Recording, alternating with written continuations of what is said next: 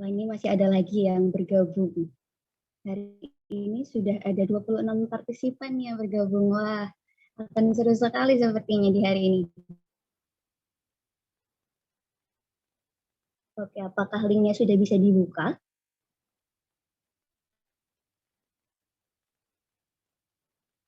Bisa, Kak.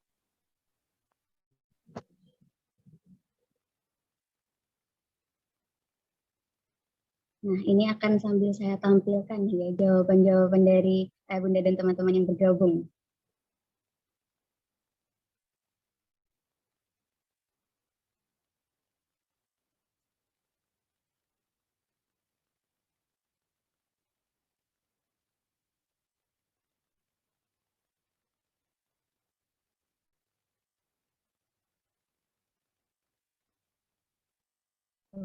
Oke, sudah ada berapa ya kira-kira yang menjawab nih?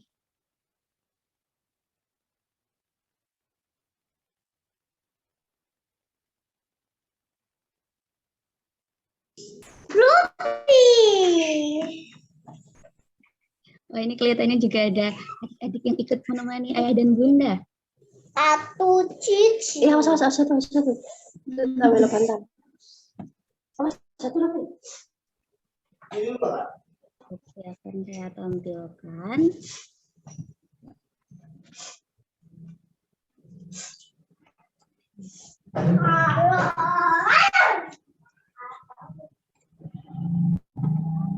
Wah, ini sudah ada 6 orang yang menuliskan dimensi dan berkenalan nih. Ada Ibu Beta,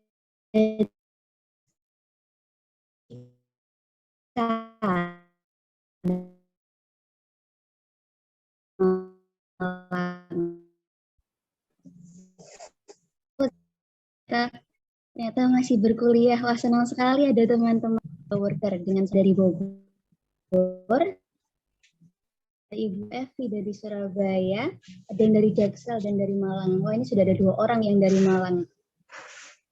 Oke, yang lain masih ditunggu untuk mengisi, boleh sekali, supaya kalau kita hari ini bisa saling mengenal, kita akan diskusi dengan nyaman juga nantinya.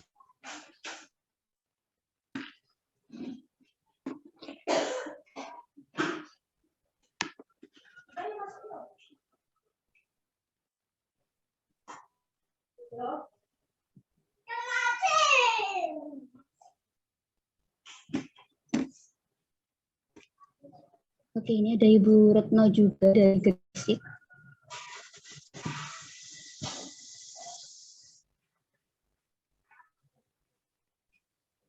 Anaknya berusia 4 tahun. Wah, semakin ramai.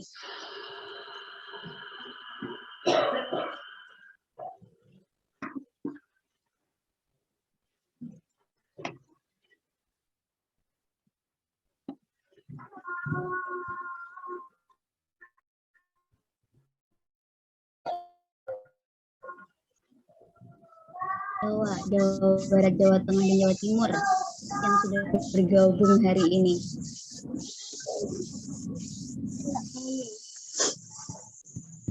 Boleh juga untuk slide keduanya sama. Wah, yang paling besar langsung jawabannya muncul antusias.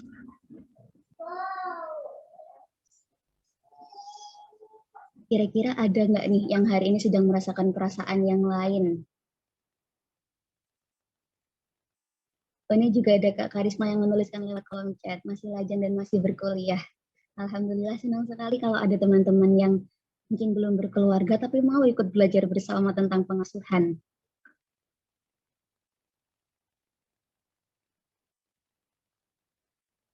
Oke, nah karena ini kelihatannya sudah mulai, antusiasmenya sudah mulai kebentuk nih, sudah mulai bersemangat semuanya. Nah, hari ini sesuai yang sudah diagendakan, kita akan membahas topik dari dasar attachment parenting. Di attachment parenting ini kita akan membahas 3 poin dasar, yaitu tentang cinta, rasa percaya, dan pelekatan. Dan hari ini kita akan dibersamai oleh pembicara yang sangat keren, seorang founder dari komunitas teman ibu Indonesia, dan beliau juga Certified Family Trauma Professional. Jadi memang bidang beliau adalah khususnya mempelajari tentang bagaimana sih pentingnya pelekatan antara orang tua dan anak seperti itu. Karena beliaunya sudah hadir nih bersama kita hari ini, langsung saja kita sapa bersama. Assalamualaikum Bu Linda, Selamat selamat pagi, pagi. Assalamualaikum Mbak Nabil. Waalaikumsalam. Udah saya deg-degan nih. Gimana kabarnya Mbak? Alhamdulillah baik. Bu Linda bagaimana kabarnya? Sehat, Alhamdulillah. Suaranya jelas Mbak Nabil? Suaranya cukup jelas Bu. Cukup jelas ya? Dari teman-teman dan ayah bunda, kalau semisal suaranya ada yang kurang jelas atau mungkin ada yang belum muncul, bisa nanti diinfokan Ya. langsung ya.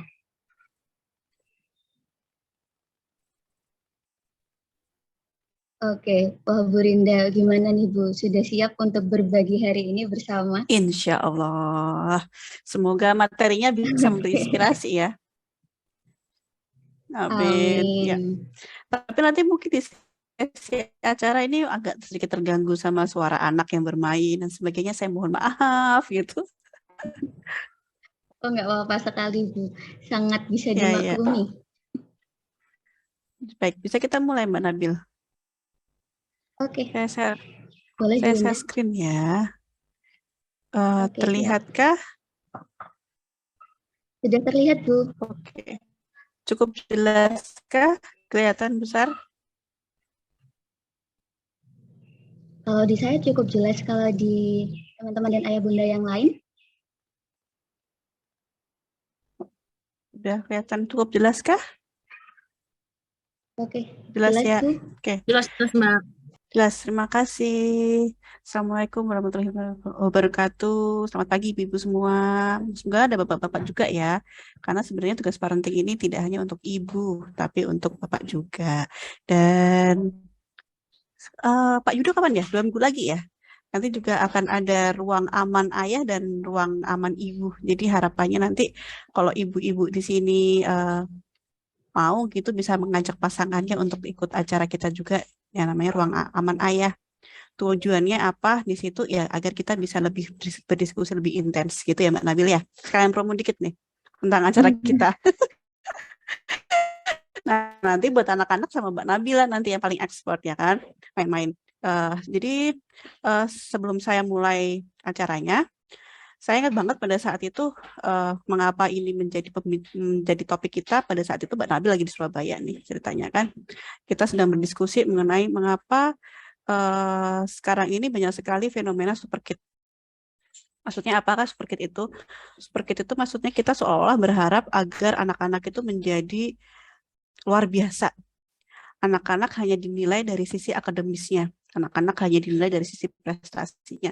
Itu bagus, hanya saja menurut pendapat saya pribadi, dasar cinta itu yang lebih bagus. Karena pada saat kita dewasa, apalagi di periode dewasa akhir, ini nanti kan biasanya dimulai dari fase 23 tahun ke atas sampai kita nanti pensiun ya, itu kemampuan otak manajerial kita yang paling dipakai. Teman-teman, otak manajerial itu apa sih? Kita mampu menganalisis masalah, kita mampu melihat permasalahan itu seperti apa, kita mampu mengidentifikasi masalah, kemudian kita bisa mencari alternatif permasalahan mencari alternatif penyelesaiannya, kemudian decision making. Semua step ini tadi itu sebenarnya menurut saya pribadi lebih penting daripada menyiapkan anak menjadi super kid. Karena ketika anak menjadi super kid ini tadi, kalau tidak dibersamai dengan cinta, ditakutkan nanti pada saat dia dewasa dia akan merasa sangat kosong. Nah, inilah dasar dari family trauma yang seperti tadi Mbak Nabil ceritakan pengenalannya. Nah, singkat cerita, saya sebenarnya seorang ahli hukum, SHMH. Saya seorang dosen hukum sebenarnya. Hanya saja pada saat saya di Inggris, saya mengalami drama kehidupan. Saya mengalami depresi parah, kemudian sempat mau bunuh diri, sempat mau membunuh anak. Kemudian anak saya sempat mengalami self-harm. Dia membentur-benturkan kepalanya ke tembok kalau dia marah. Kemudian akhirnya di situ saya mulai belajar tentang dunia psikologi. Jadi Saya bukan seorang psikolog, bukan lulusan psikologi, tapi saya seorang apa ya, praktisi aja deh, bisa disebutkan praktisi aja, agar bisa lebih mudah gitu. Pertama saya belajar bukan karena untuk saya pengen menjadi seorang praktisi, saya belajar di dunia psikologi karena ingin menyelesaikan masalah saya sendiri dan juga masalah keluarga. Ternyata ketika kita memang sudah healing dan sudah bangkit gitu, ada semangat untuk berbagi, muncullah akhirnya komunitas teman ibu Indonesia gitu.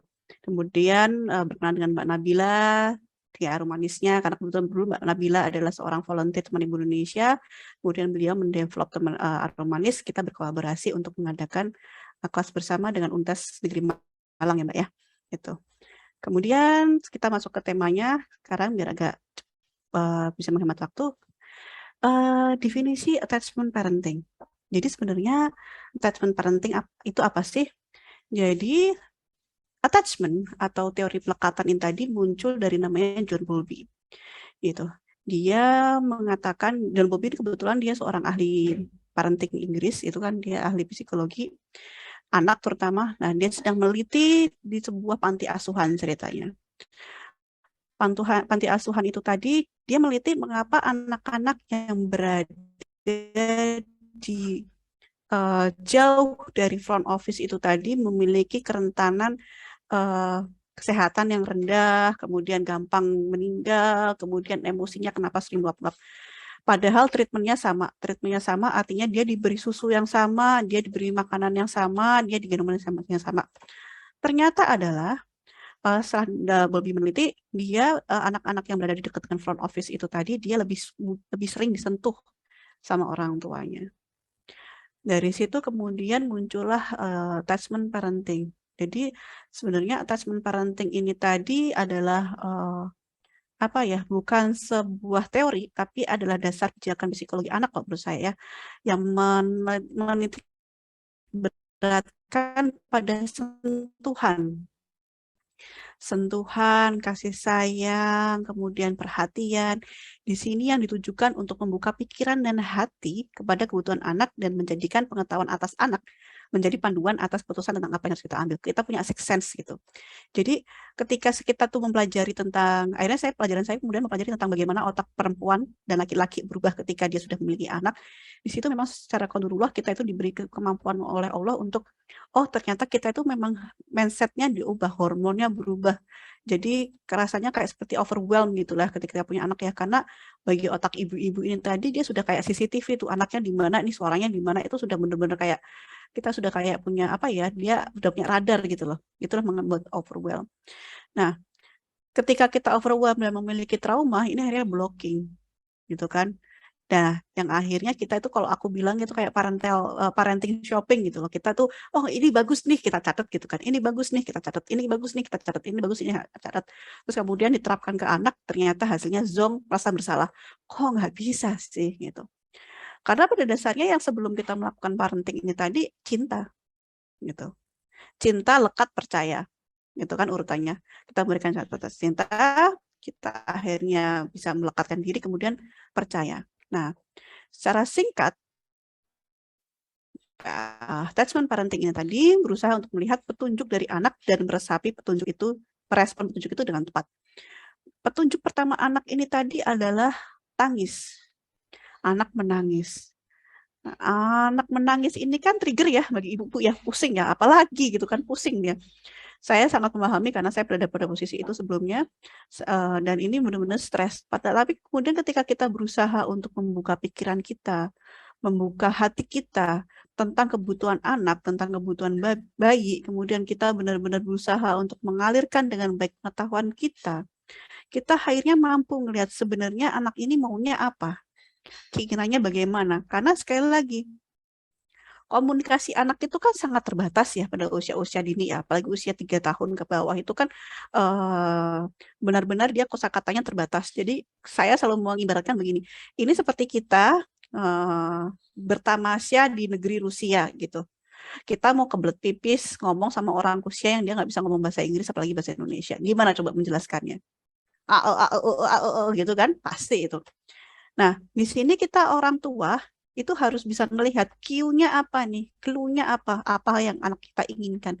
Sehingga itu kita berusaha untuk menetralkan diri. Kita harus settle gitu loh. Anak ini sebenarnya membutuhkan bantuan apa sih gitu. Jadi ketika kita ini membuka pikiran, membuka hati atas apa yang anak kita inginkan, emosi apa yang ingin anak itu keluarkan, ini kita akhirnya sebuah alat yang bisa kita gunakan untuk benar-benar mengetahui, oh anakku ini membutuhkan ini loh ternyata. Dan ketika kita mampu memvalidasi ini semua, ini akhirnya membantu mereka untuk membuat peta dalam tanda kutip ya, peta inner map gitu kepada anak itu di masa depan. Nah, di attachment parenting ini tadi ada ABC parenting lah kasarannya. Jadi A sama C itu dia adalah metode untuk melakukan kegiatan attachment parenting, sedangkan B itu adalah periodenya. Jadi pertama adalah birth bonding, breastfeeding, baby wearing, bedding close to baby, believe in baby's cry, balance and boundaries, beware of baby trainers. Semuanya itu biasanya pada tahap 3 tahun ke bawah. Kenapa usia 3 tahun ke bawah? Karena pada saat itulah muncul yang namanya fase psikologi dasarnya ya, teori psikologi perkembangannya itu adalah bonding. Jadi traumanya adalah trauma bonding akhirnya gitu kan 3 tahun ke bawah. Jadi dengan begini kita berharapkan pada saat kita memberikan yang terbaik yang kita lakukan pada fase 3 tahun ke bawah ini tadi akan lekat gitu. Dan biasanya peran ini tadi itu ditujukan kepada ibu. Bukan berarti artinya ibu yang bertanggung jawab penuh, tidak, tetapi sebenarnya lebih kepada kita sebagai seorang sosial, sebagai masyarakat untuk membantu ibu. Sebuah pepatah lama gitu kan. We need a village to raise a kids. Kita membutuhkan satu desa untuk merawat anak. Jadi ketika kita benar-benar mendapatkan support dari orang lain untuk merawat anak sebagai seorang ibu, ini akan lebih mudah untuk mendapatkan rasa cinta, kemudian menemukan lekat dan rasa percaya. Nah, ini. Salah satu yang menarik dari attachment parenting itu adalah circle of security. Di sini ibu-ibu kalau ingin membaca lebih lanjut tentang circle of security, itu ada di buku yang namanya jadi kayak Raising a Secure Child ini. Jadi di sini disebutkan tentang circle of security. Ada tahap anak. Jadi ketika kita harus bisa memahami pola anak ketika kita di atas ini tadi, semoga kelihatan ya di bagian bawah, ya kan, di safe haven, itu anak membutuhkan perlindungan. Jadi di sini ada protect me, comfort me, delight me, organize my feeling. Jadi ketika anak itu menunjukkan emosinya, di sini kita sebagai orang tua sebisa mungkin mampu untuk memberikan apa yang anak butuhkan. Kemudian di secure base, ini, I need you to support my exploitation. Kita anak membutuhkan kita untuk mensupport daya imajinasinya, daya kemampuan berpikirnya, eksplorasinya, bermainnya. Kita benar hadir dalam bermain dengan anak. Kedua tahap ini tadi sangat penting jadi anak. Nah, biasanya kita sebagai orang tua ini kesusahan dalam 2 fase ini tadi.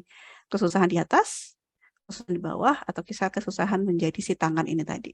Nanti akan saya jawabkan di bawah ya. Jadi pada intinya adalah semua tentang kualitas hubungan antara orang tua dan anak. Jadi dengan demikian bisa disimpulkan ini ya, attachment atau pelekatan itu adalah harmoni. Kita mengharmonikan tubuh, mengharmonikan diri dalam diri kita. Kalau seandainya bahasa attachment parenting itu kayak gini, seorang orang tua yang sudah lekat dengan anaknya itu seperti memiliki ritme kerja jantungnya sama, deg-deg-degnya sama, karena mereka harmoni.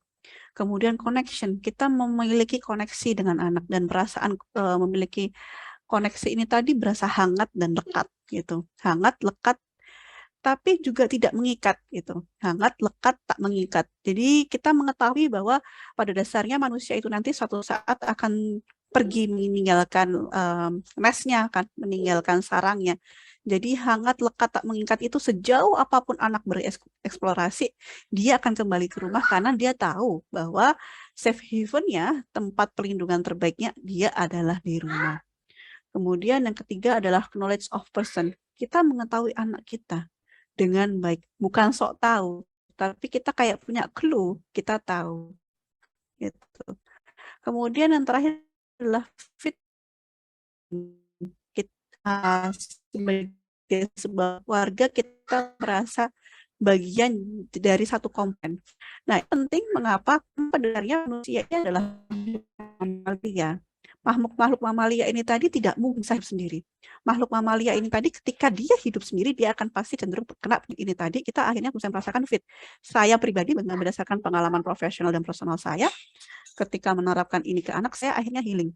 Nah, ini nanti akan saya jawabkan bahwa jadi benar-benar simbiosis mutualisme ya, anak mendapatkan apa yang dibutuhkan, kita pun akhirnya healing. Akhirnya apa yang namanya apa ya, multi generational trauma, family trauma atau apa ya, trauma yang diwariskan dari generasi satu ke generasi lainnya itu bisa terputus.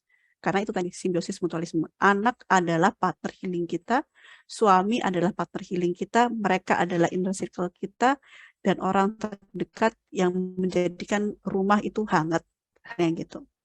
Nah, tantangannya apa nih? Pasti dong ya, ada tantangannya ya. Tantangannya adalah pertama, tidak mampu mengucapkan permintaan maaf dan tidak mampu memperbaiki kesalahan. Di sini permasalahannya.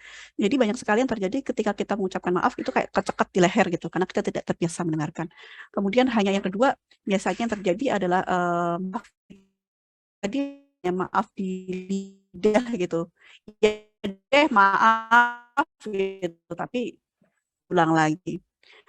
Kemudian yang adalah menyalah anak karena yang menyebabkan hubungan menjadi rusak. Jadi kayak gitu. Kemudian yang ketiga biasanya self blaming. Nah, ini biasanya kalau yang saya ketahui ya, itu terjadi karena kita itu benturan kepentingan gitu loh, benturan nilai gitu kan. Karena sudah merasa belajar tentang parenting di internet misalkan, kemudian sudah menerapkan, tapi kemudian nggak bisa. Jadi rasanya kok aku rasanya bebel banget ya gitu. Kok rasanya kok selalu bersalah ya? Kenapa sih anakku begini? Kenapa? Akhirnya begitu. Kemudian yang keempat adalah merasa tidak nyaman ketika harus berhubungan dengan anak. Banyak sekali yang terjadi, bahkan ini saya alami awal-awal, walaupun saya cinta banget sama anak saya, tidak bisa dijelaskan, gak nyaman aja, seperti kayak kerikil di sepatu gitu. Dan perasaan gak nyaman ini benar-benar mengganggu kegiatan parenting saya karena saya nggak mau berlama-lama. Gitu. Dan ini ternyata juga dialami oleh banyak orang tua ya. Akhirnya kenapa menjadi tidak nyaman itu tadi. Kemudian merasa ada keharusan melakukan kegiatan parenting. Mengapa ini demikian? Karena seringkali kita sebagai peran aja. Ibu, peran istri, peran anak, peran pekerja, peran masyarakat, kita terjebak menjadi peran. Sehingga ketika kita menjadi peran ibu, kita itu benar-benar kayak harus banget berlebihan untuk melakukan sesuatu. Yang keenam adalah bergulat dengan pikirannya sendiri. Artinya bagaimana bergulat dengan pikirannya sendiri? Bergulat dengan pikirannya sendiri ini artinya ya kayak ya harusnya begini, nggak bisa begitu. Nah, biasanya dimiliki oleh orang-orang yang anxious. Jadi dengan demikian, ketika kita mampu mengatasi hal ini tadi, kita mampu mengatasi ini tadi ya, tantangan ini tadi, ini akhirnya kita merasa terkoneksi dengan anak. Jadi semakin kita percaya diri dengan anak, itu akhirnya kita akan semakin percaya diri menjadi seorang orang tua. Gitu. Nah, di sini jejak kelam parenting masa lalu ya. Biasanya emosi parenting itu tadi tertrigger beberapa hal. Jadi ada beberapa kegiatan parenting di masa lalu, kita tidak nyalahkan orang tua, tapi ini bisa menjadi apa ya, solusi mengapa saya merasa tidak nyaman. Pertama, anak yang menangis dan membutuhkan diberikan kenyamanan dari orang tua atau membutuhkan perlindungan dari dunia luar. Jadi maksudnya ketika anak itu sekiranya membutuhkan dinyamankan, tapi kita tidak nyaman terhadap diri sendiri sehingga kita tidak mampu memberikan kenyamanan bagi anak. Itu. Kemudian dua, dari awal kita sudah merasa kosong. Kemudian kita malah berkewajiban mengasuh anak. Jadi rasanya kayak ya memang saya sudah nggak gimana ya, hanya menjalankan peran gitu loh. Peran ibu yang dipaksakan oleh diri sendiri dan masyarakat, karena di beberapa teori feminisme memang menyatakan bahwa apa ya, ibu ini tadi itu hanya sebagai corong dari masyarakat, yang artinya apa? Membesarkan anak ini tadi memang biasanya kalau kita tidak menemukan style diri kita yang benar, kita hanya merupakan perpanjangan sebenarnya masyarakat itu menginginkan anak seperti apa. Kita hanya apa ya, mentranslate, oh ternyata di SD itu anak pintar itu adalah yang matematika. Udah deh kita apa ngajarin anak matematika sampai dia tuh aku sudah tidak tahan lagi les matematika. Misalnya begitu, karena itu tadi kita nggak ngeliat bakatnya anak. Padahal pada saat itu mungkin saja bakatnya anak adalah menggambar. Kemudian yang ketiga adalah merasa tidak nyaman ketika anak mengungkapkan kebutuhannya dan secara sengaja mengalihkan kebutuhan anak. Misalkan anak itu sebenarnya membutuhkan untuk dipeluk, gitu. Tapi karena karena kita tidak mampu mengakomodir emosi anak untuk dipeluk, kita ya kayak udahlah, sudahlah. Itu kayak apa ya? Hanya prasyarat aja gitu loh. Prasyarat bahwa oh aku sebagai ibu udah baik kok gitu. Yang keempat, ini anak secara sadar mengambil alih peran orang tua dengan berusaha selalu memberikan apa yang orang tua butuhkan dalam hal ini. Dalam orang tua butuhkan. Jadi maksudnya bagaimana? Ini sering terjadi ketika orang tuanya tuh absen. Jadi misalkan ketika orang tuanya sakit sehat, sakit fisik maupun sakit mental ya, dia tidak hadir, kemudian orang tuanya sibuk dengan pekerjaannya atau dirinya sendiri, anak ini akan mengambil alih peran orang tua itu tadi. Dia bisa kayak menenangkan adiknya, dia bisa begini, dia bisa begitu. Akhirnya dia jadi, ya sepertinya sudah dewasa sebelum waktunya, tapi itu juga dari sisi kecerdasan emosional juga tidak bagus. Kemudian yang kelima, merasa kebingungan ketika anak menunjukkan reaksi emosi dan cinta. Ini yang paling sering terjadi ya, karena emosi apa ya, trigger emosi dan cinta ini tadi benar-benar triggering ya, kayak rasanya kayak di badan langsung meriang gitu di awal-awal tuh.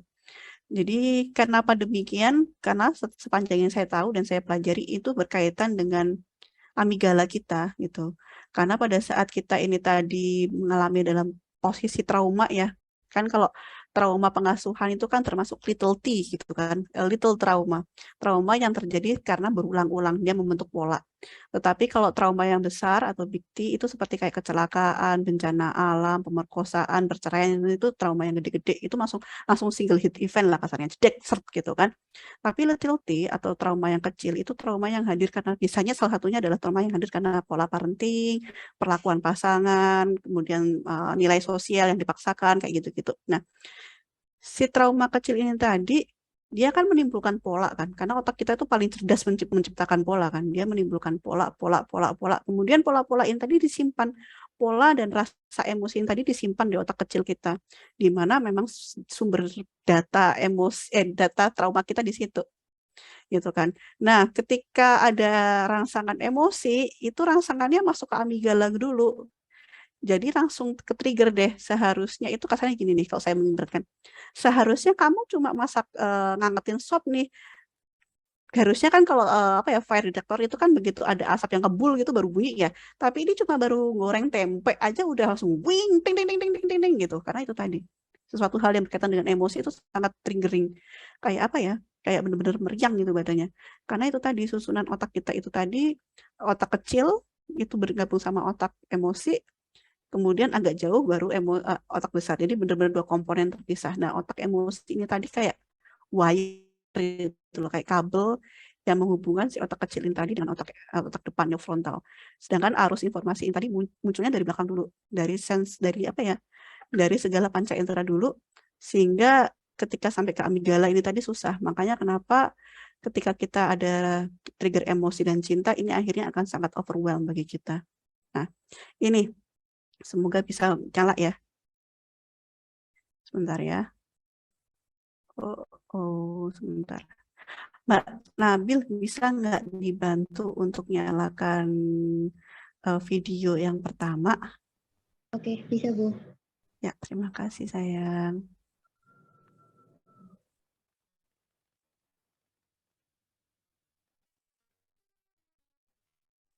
Di sini. Ini ada sebuah video yang akan menjelaskan secara lebih enak gitu ya penjelasan saya. Ini kalau di attachment parenting namanya Shark Music. Silahkan perhatikan video pertama. Silahkan Mbak Nabil. Musiknya Mbak Nabil.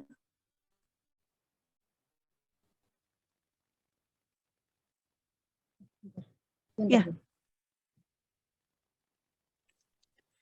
Sebentar ya. Soalnya musiknya yang paling penting. Oke.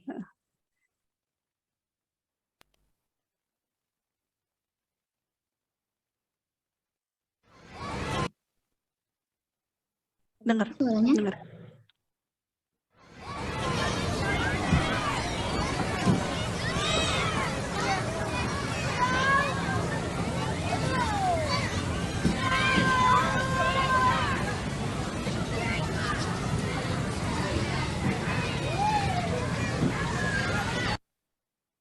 Oke. Dari video ini kira-kira kan dengernya cuma orang anak bermain, kemudian ada suara anak-anak bermain. Ini bagi orang-orang yang memang sudah pernah diujikan dan dikomunitaskan ya. Hasil ujinya adalah yang pertama mereka bilang agak sedikit noise ya karena suara anak-anak bermain, dan rasanya ketika suara anak-anak bermain itu sudah menimbulkan awareness, aduh anakku mau diapain nih gitu. Jangan-jangan anakku akan jatuh gitu kan. Padahal dia hanya bermain gitu. Ada juga ibu-ibu yang lain yang lebih menyatakan, oh anakku sedang bermain nih, jadi aku aman gitu. Itu masih biasa. Kemudian yang dikatakan jejak kelam parenting itu tadi, atau kita mudahnya dengan shock music, adalah video kedua Mbak Nabil. Silakan.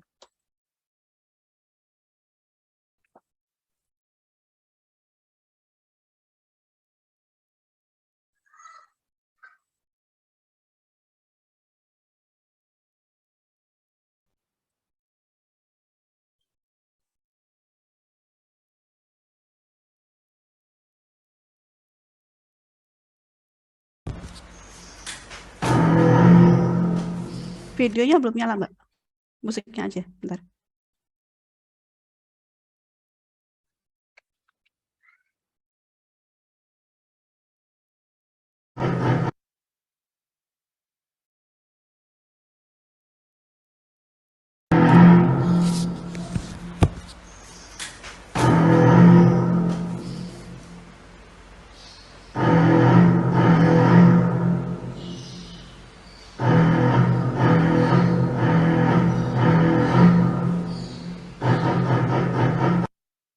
Nah, di sini shock music. Nah, maksudnya gimana sih filosofi shock music itu tadi?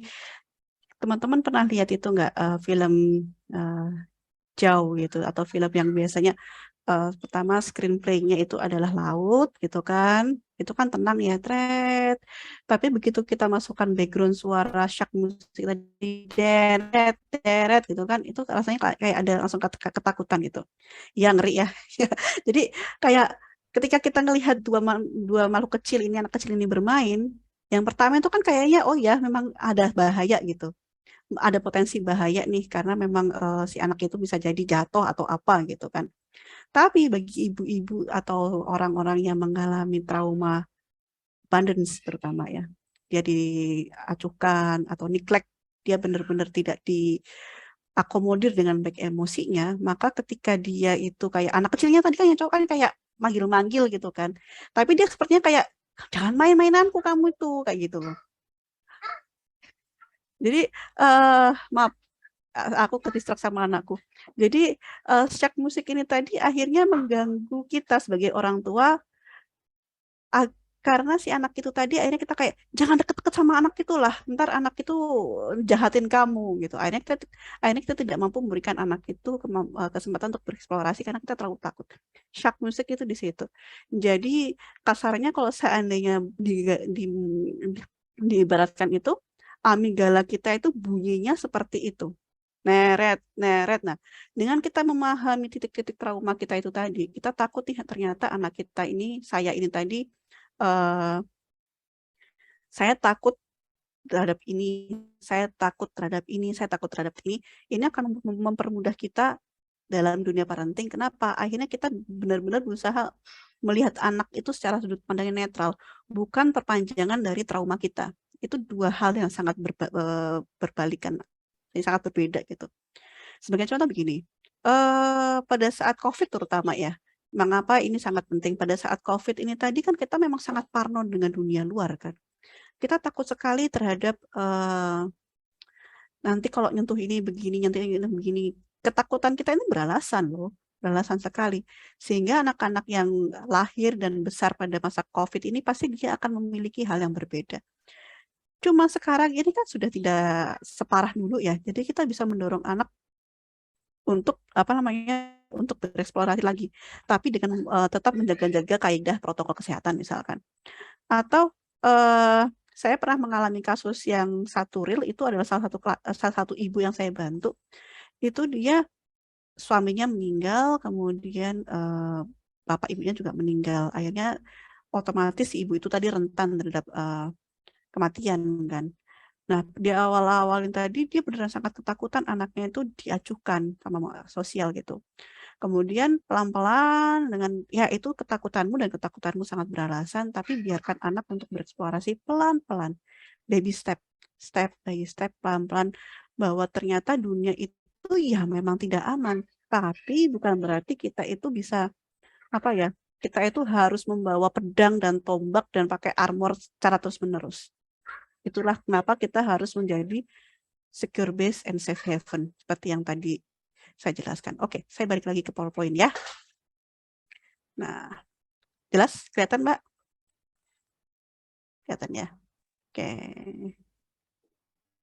Ini dia. Ini.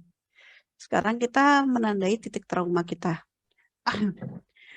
Safe haven itu artinya kita adalah tempat perlindungan terbaik. Jadi diibaratkan John Bowlby pernah bilang begini, anak yang tidak bisa melihat ibunya, dia tidak bisa melihat dirinya sendiri.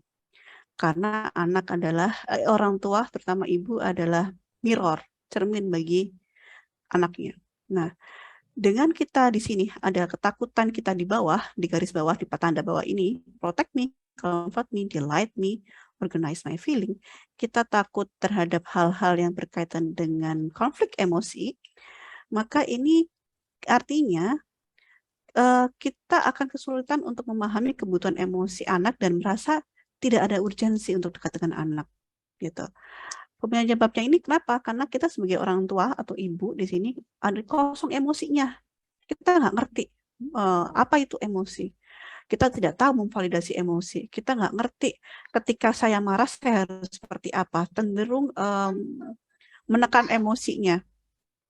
Dan biasanya ini sangat berbahaya terutama bagi pada fase-fase bonding ya 3 tahun ke bawah atau 1 tahun ke bawah itu paling berbahaya. Kenapa? Karena pada saat itu otak emosi anak itu sedang berkembang. Jadi anak lahir itu otak emosinya berkembang, dia membutuhkan berbagai macam regulasi emosi, dia benar-benar membutuhkan mimik ibunya, karena mirroring ini tadi. Nah, ibu-ibu yang kesusahan memvalidasi emosi itu dikatakan flat face syndrome. Saya pernah ngalamin itu dan hasilnya luar biasa berbahaya, karena akhirnya anak saya bingung menerjemahkan rasa pain-nya, karena dia tidak bisa menerjemahkan rasa pain-nya, dia akhirnya mulai kayak membenturkan diri ke tembok, karena kan pain itu kan sakit ya, tapi kan kalau luka itu kan kelihatan, oh iya nih luka nih di sini gitu, pain-nya sakit gitu, tapi dia nggak bisa. Bahkan sampai sekarang itu kadang-kadang si anak saya namanya Arka itu tadi ketika dia ngerasa sakit hati, dia akan minta bandage, minta Tentoplas, entah itu tempel di mana baru sembuh gitu, karena ya itu pain. Perasaan sakit itu nyata, walaupun tidak terlihat.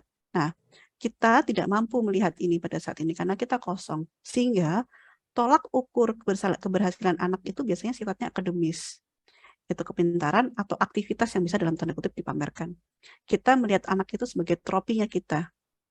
Kita melihat anak sebagai, kamu baru aku sayangin kalau kamu itu bisa menang. Misalkan, kamu baru bisa aku sayangin kalau kamu bisa menghitung, misalkan.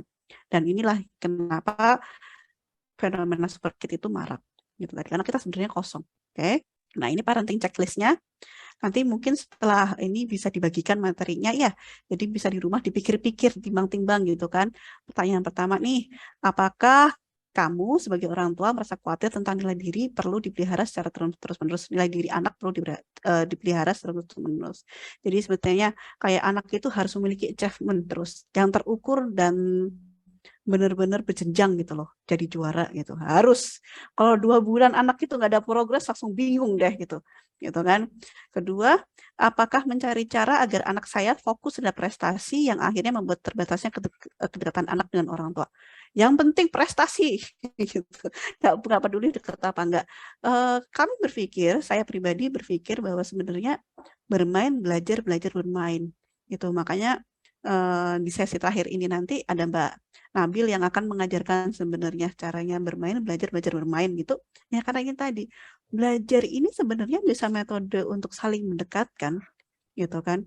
Dengan anak itu fun dalam belajar, dia akan mencintai belajarnya, bukan materinya. Bahkan kalau kita paksa, bukannya anak gak bisa. Kan ada istilah gini nih, dipaksa akan terbiasa. Ya, memang betul. Tapi ketika anak itu tidak melihat ada urgensinya, maka yang dia ketahui adalah tahap layer atasnya doang.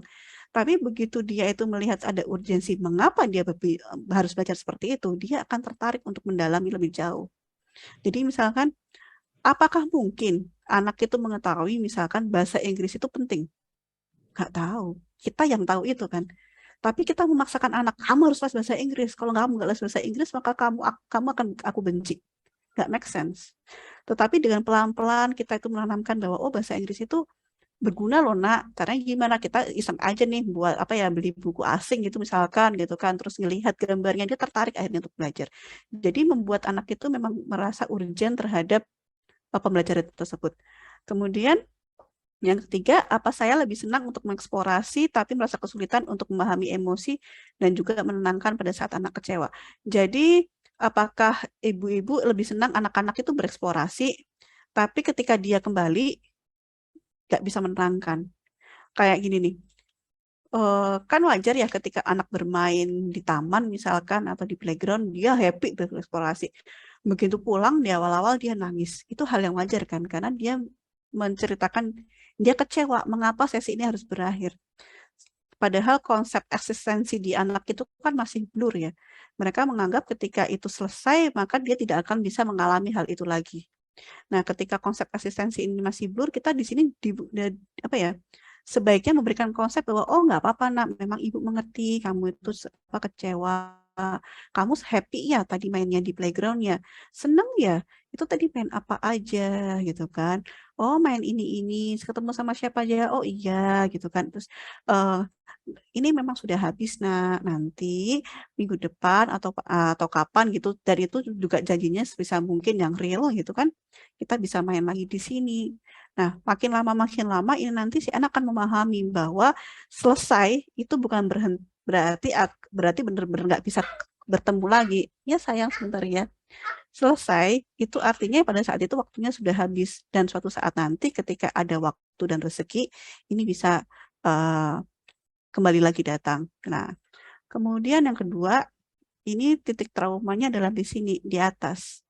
Watch over me, delight in me, help me, enjoy with me. Ini jadi secure base.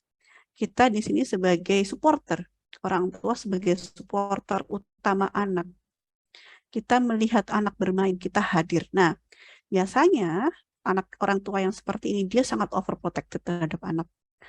Tidak kesusahan untuk memenuhi emosi anak, tetapi dia menggunakan anak sebagai metode kebutuhan emosi orang tua. Saya pernah pada fase seperti ini. Jadi yang passion anxiety itu saya, bukan anak saya gitu. Pada saat saya ikut kelas-kelas kayak parenting di sini di Inggris, saya beneran bawa Arka itu, saya gendong gini sampai dia tidur-tidur. Nggak bisa dipaksa. Enggak, karena ketika saya pisah sama anak, rasanya saya kosong. Itu tadi ya, itu tadi. Karena lekat dan hangat itu kan menyenangkan ya, walaupun menenangkan walaupun itu merepotkan gitu. Ini jadinya anak itu tidak mempunyai kemampuan untuk bereksplorasi. Jadi salah satu tanda-tandanya itu adalah selalu banyak memberikan kata waspada atau awas kepada anak-anak kita. Selalu berusaha mencari cara dan celah agar selalu berdekatan dengan anak atau berusaha untuk selalu mengecek keadaan anak. Ketiga, selalu merasa khawatir berlebihan kepada anaknya. Jadi anaknya itu benar-benar dibuat kayak porselen gitu loh. Kita nggak bisa, karena gini sebenarnya, karena kita itu takut mewariskan trauma kita ke anak, sehingga kita itu benar-benar kayak memperlakukan anak itu barang pecah belah yang bisa kita laminating terus kita masukin deposit box misalkan. Permasalahannya tidak begitu. Anak itu memang harus terukur, diberi stimulasi tantangan untuk selalu maju. Nah, checklistnya seperti ini. Apakah saya takut ketika anakku menjauh dariku? Kedua, apakah saya berusaha mencari perhatian kepada anak? Ketiga, apakah saya bahagia ketika anak berdekatan dengan saya? Keempat, apakah saya merasa berusaha memproteksi anak saya secara berlebihan? Di sini nanti bisa dikerjakan pelan-pelan. Kemudian trauma yang terakhir adalah di sini. Menjadi si tangan ini tadi. Menjadi secure base atau safe haven. Nah, ini biasanya gini, merasa selalu punya keinginan untuk membentak, menghardik, mendisiplinkan, dan setelah itu terjadi, siapa ya tadi? Atau mengapa saya melakukan itu? Gitu. Ini kenapa hal ini? Karena kita merasa kesulitan untuk menebak apa yang diinginkan anak. Sehingga selalu merasa bersalah terhadap diri sendiri dan kepada anak. Jadi kita bingung nih sebenarnya. Anak itu membutuhkan apa sih? Membutuhkan eksplorasi atau membutuhkan emosi? Eksplorasi, emosi. Bingung kita. Karena kita bingung, kita salah baca clue. Ketika salah baca clue, akhirnya kita merasa rendah diri. Saya bukan orang tua yang baik. Gitu. Jadi sebenarnya attachment parenting ini tadi kita sebenarnya sedang mengaca pada diri sendiri. Sebenarnya apa sih yang terjadi sama kita, apa yang mengganggu kita, kemudian kita lihat polanya si anak.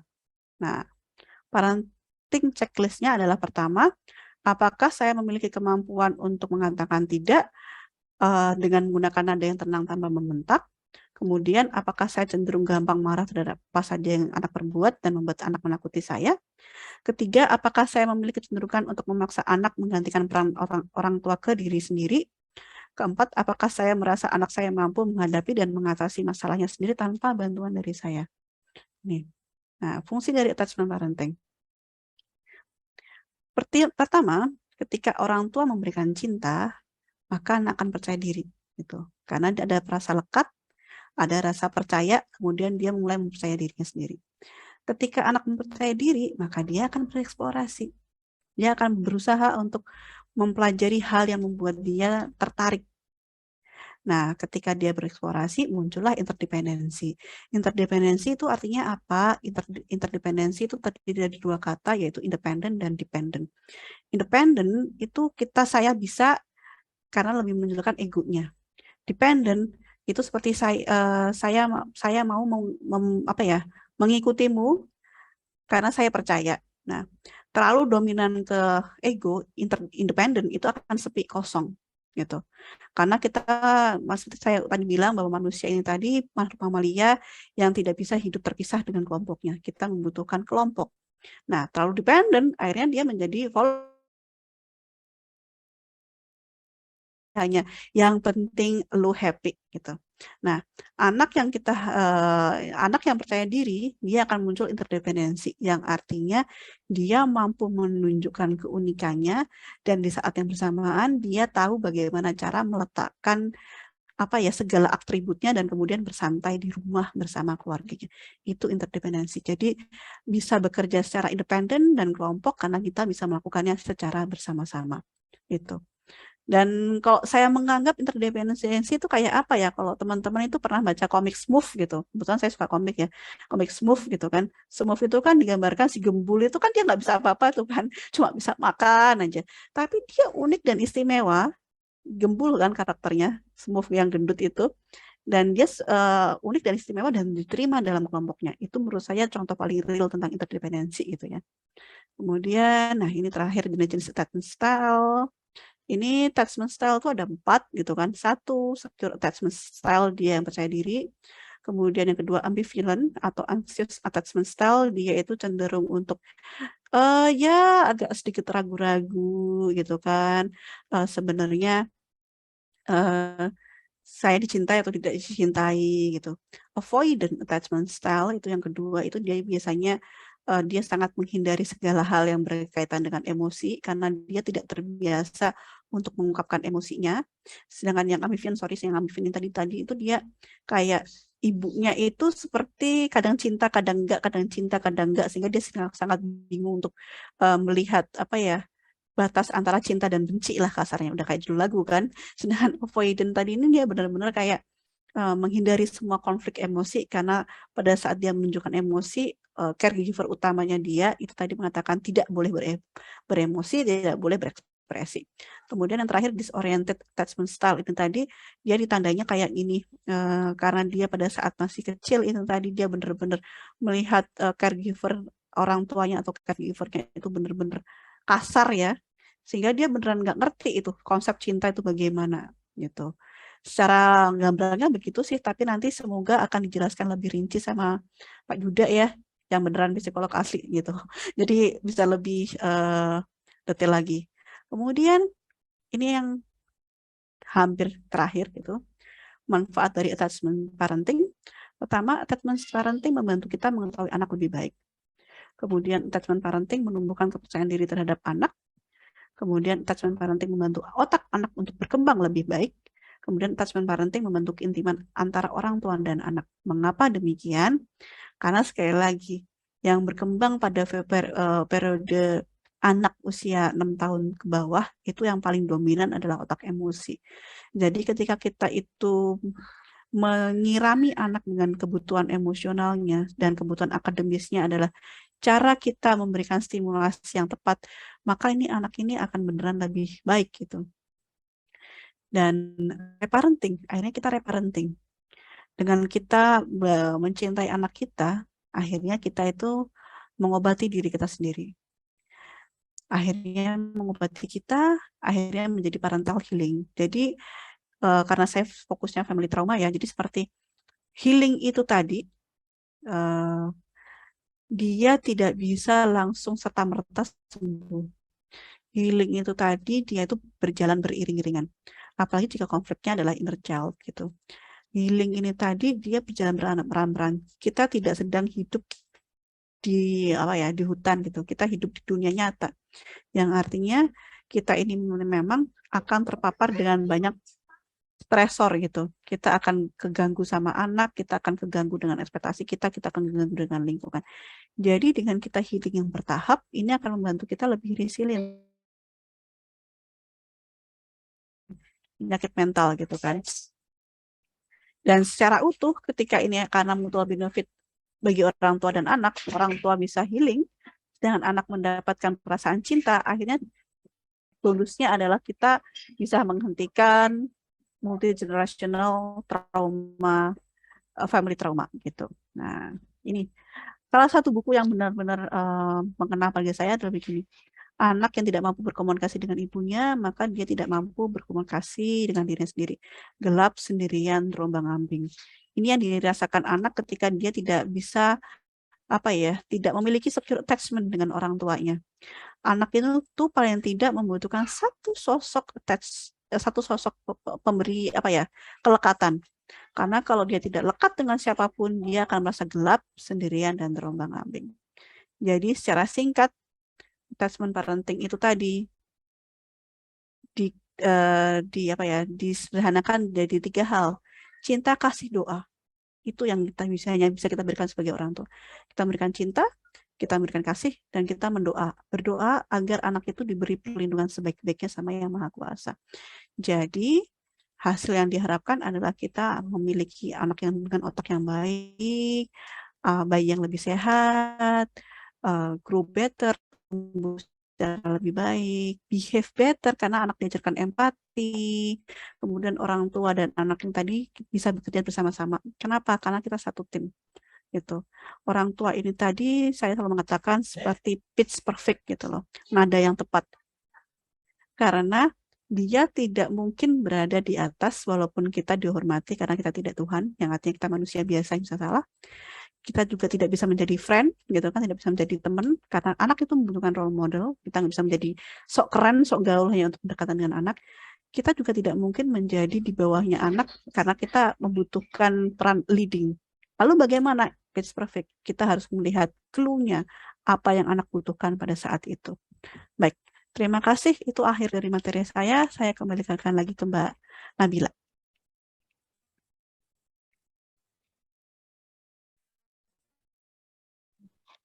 Wah, menarik sekali nih materinya, dan tadi ada beberapa poin sih kalau dari saya sendiri yang cukup menyentil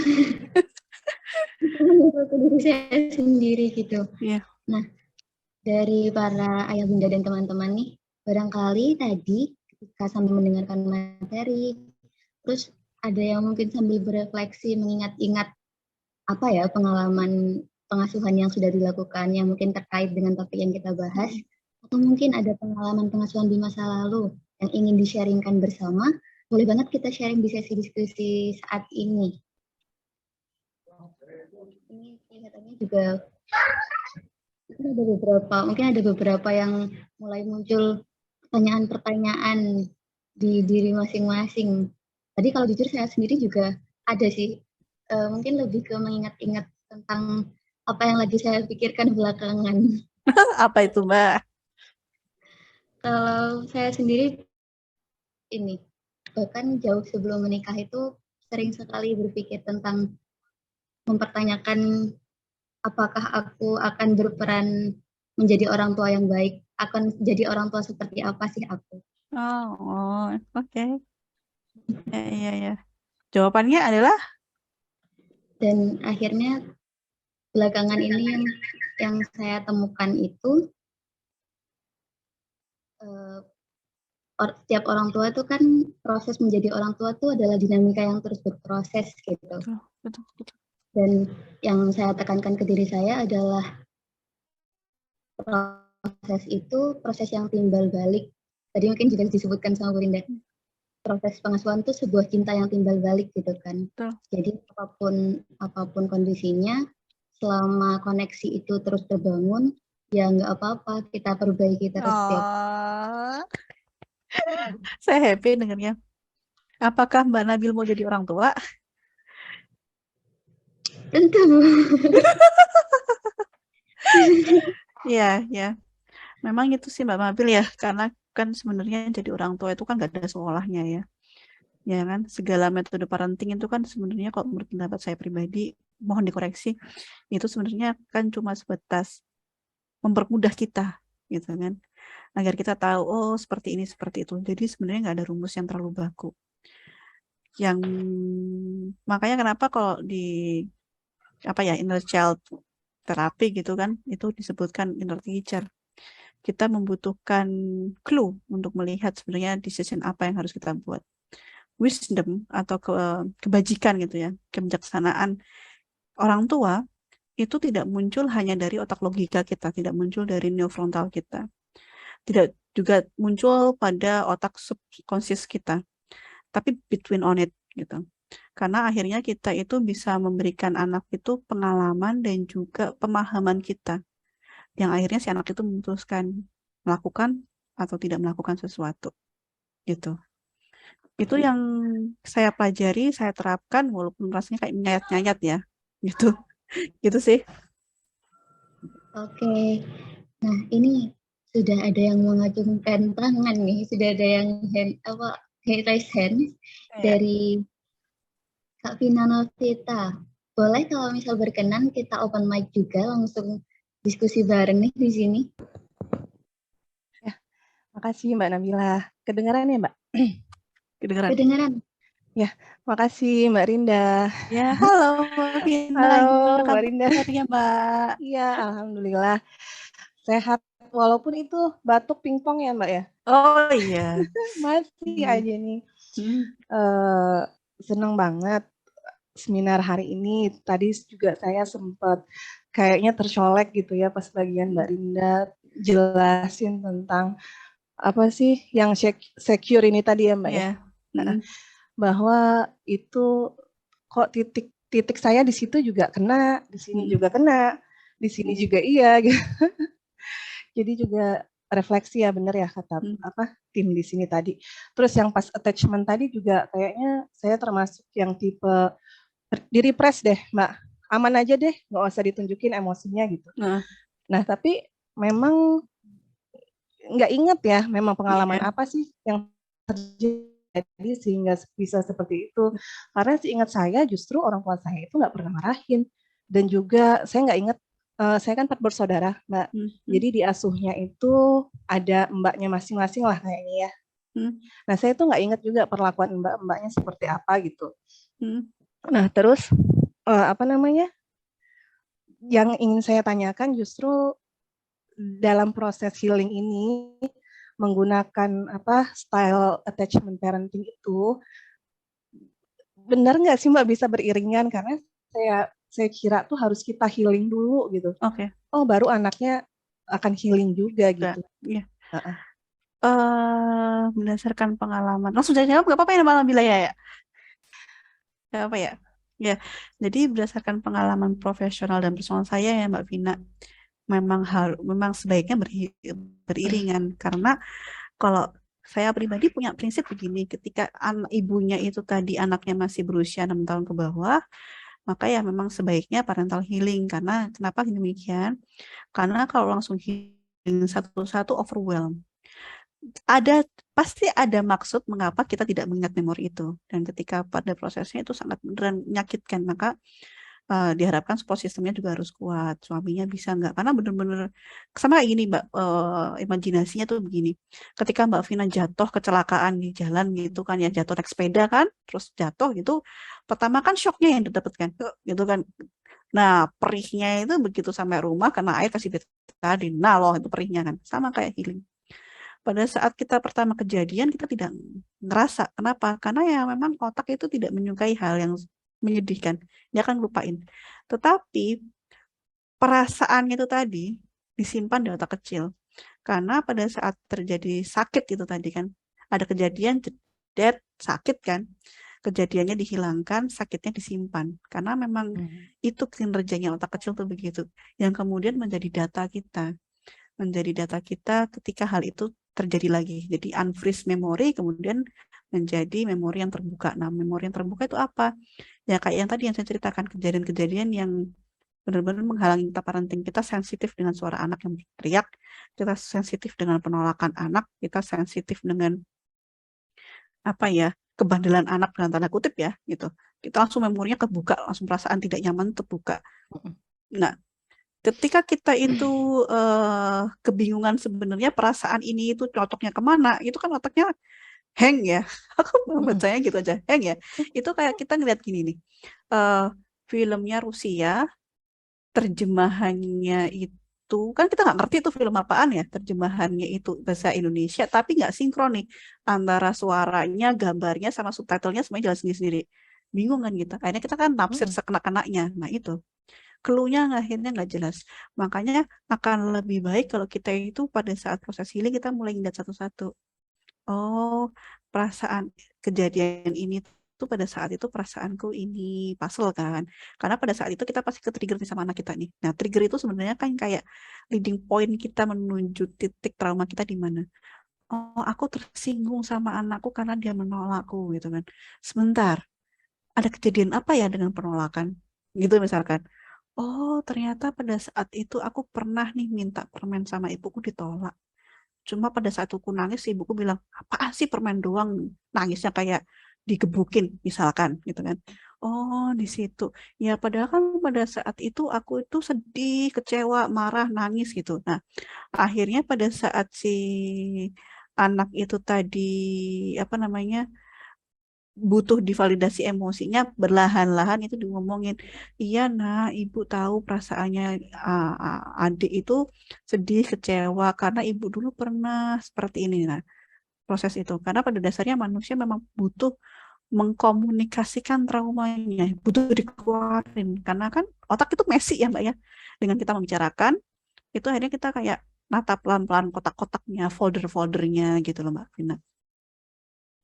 Gitu. Bisa dipahamin nggak ilustrasinya kira-kira?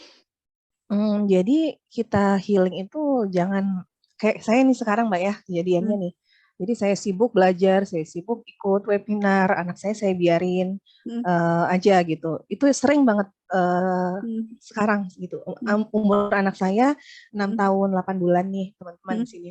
Terus jadi kayak saya memisahkan gitu Mbak Rinda. Jadi saya kesulitan untuk berbarengan itu loh Mbak. Iya, iya. Makanya alangkah lebih baik yaitu tadi Mbak, memperbanyak koneksi. Ya, jadi refleksi stop dulu, koneksi lagi, refleksi stop dulu, koneksi lagi. Jadi majunya itu pelan gitu. Karena aku pribadi punya prinsip itu ya, healing itu bukan lomba gitu kan. Kita nggak bisa berlomba. Dan kalau kita terlalu terfokus pada satu bidang aja, healing aja, ini perkembangannya anak ini juga membutuhkan perannya orang tua kan, gitu. Kalau kita udah fokus ke anak aja, kita kesusahan karena kita benar-benar kepres emosi, hanya menjalankan peran. Tapi ketika kita itu hanya healing saja, anak ini butuh ibunya, gitu. Jadi memang benar harus pelan-pelan. Jadi clue-nya itu tadi, aku emosi kenapa nih, gitu. Baru cari buku. Oh iya, gitu. Maju lagi ini kan, oh gini nih, baca lagi, oh belajar lagi gitu. Maju lagi, belajar lagi. Jadi beriringan tadi, kita berkembangnya beriringan karena nggak ada Mbak. Maksudnya gini, ketika kita menjadi orang tua itu kita nggak dapat course dulu kita kan. Cara menjadi orang tua. Pertama, sembuhkan healingmu, sembuhkan traumamu, nggak ada. Karena itu tadi, triggernya itu muncul berbarengan dengan dalam tanda kutip keunikan anak. Satu mulai muncul. Nah, itu susah. Itu Mbak Vina. Jadi memang disesuaikan ya Mbak. Satu lagi ya Mbak Nibila ya. Boleh, monggo. Yang flat face itu saya banget tuh Mbak Rinda. Anak saya umur 1 tahun ke bawah itu benar-benar yang mandiin doang, kasih makan doang gitu. Ini saya sadarin sekarang, saya ingat sekarang gitu. Nah itu bagaimana cara memperbaikinya, dan sebenarnya saya pun masih flat face dan belum banget ngerti emosi yang datang itu apa, bagaimana mengeluarkannya dengan baik. Itu juga beriringan banyak banget PR gitu, supaya beriringan dan sedikit-sedikit tadi gimana ya Mbak Rinda? Ya, pertanyaannya bagus. Pada saat saya mengalami itu dan Orka mulai begitu, akhirnya kan saya belajar tentang psikologi anak ya. Dia mengatakan begini, tidak ada obat bagi penyakit mental selain cinta. Cinta kasih yang tulus. Semakin kita mencintai anak kita yang tulus, maka semakin kita bisa terkoneksi.